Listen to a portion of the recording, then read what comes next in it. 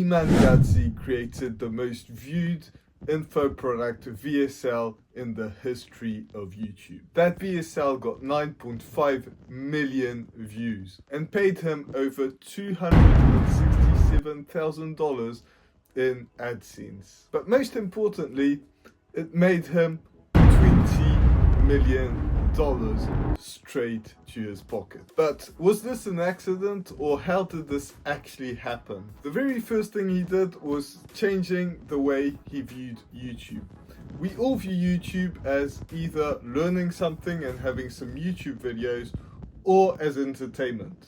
But instead, he saw it as an ad platform and started to produce ads. So when you see an ad on YouTube, on Instagram, on TikTok, or whatever the platform is, you will see an image, a title, you click on it, and that will send you to a video. You watch that video, it will sell you something, and eventually you buy it. And YouTube is just that. So he created an ad that would get free traffic, but it gets even better. Not only was he getting free traffic, but he was also getting paid by YouTube AdSense to post his VSL. And this is the holy grail of online business. You hear a lot of marketers saying that if you spend $1 and you're making $2 in return, you've completely won the money game. But really, he is doing something even more than that.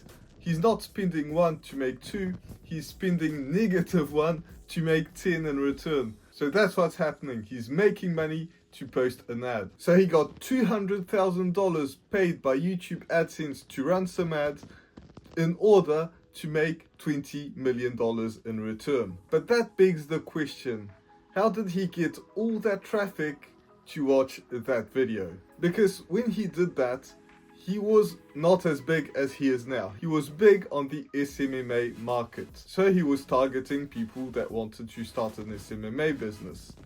But that business isn't that big. At least it's not big of millions of views per video. It's an okay market, but it's not that big. So he had to ask himself, well, okay, people that want to start an SMMA agency, where do they start before they get there? Well, it turns out that those people are here to make money online. They're mostly beginners that have tried most likely some other things, like dropshipping or Amazon FBA. So he decided to have a strategy to get them before they were into SMMA and before they start any business out there. So the best way to do this is to make a video on what are the best business models to take, because people that are at that stage of their career or trying to build an online business or make money online, they are going to watch that video because they're not sure what they want to start. But in that video, he's pointing towards SMMA, which is what he's selling. And since he was starting beginners, he titled the video, "The Best Online Business to Start as a Beginner." So now he's not targeting people that want to start an SMMA business, he's targeting anyone that wants to make money online. But here's the problem. He needed to make the algorithm work for him. So he asked himself, what does the algorithm want? Well, the algorithm wants two things. It wants a high click-through rate, meaning that if YouTube suggests the video and people see all these different videos, they'll click on your video first. That is what YouTube wants. And the next thing is watch time. Now, watch time is not just a video, but it's how long they're going to watch videos on your channel. Meaning, one video is 2 minutes, the next one is 15, and so on, and they just binge watch your videos. That's the best case scenario. People are watching more than one video on your channel. So since YouTube likes people to stay on your channel and watch a bunch of videos, or at least watch for a long period of time, he made that minute 40 minutes long. That's longer than most videos out there.